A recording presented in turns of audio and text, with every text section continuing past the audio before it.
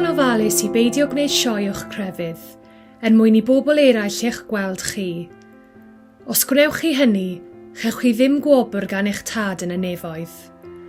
Felly, pan fyddai'n rhoi arian i'r tlodion, paid trefnu ffanffer mwyn gwneud yn siŵr fod pawb yn gwybod am y peth.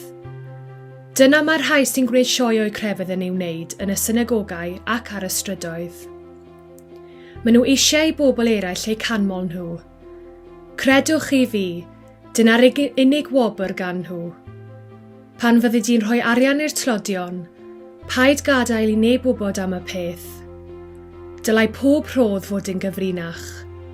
Bydd dy dad, sy'n gweld pob cyfrinach, yn rhoi dy wobr i ti.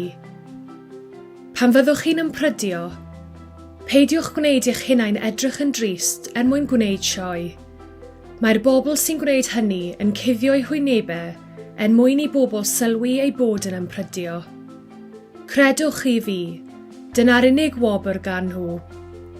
Pan fyddi di'n ympryddio, rho olew ar dy ben, criba dy wallt a golcha dy wyneb. Wedyn fydd neb yn gallu gweld y fod ti'n ympryddio. Dim ond dy dad, sy'n anweledig, fydd yn gweld.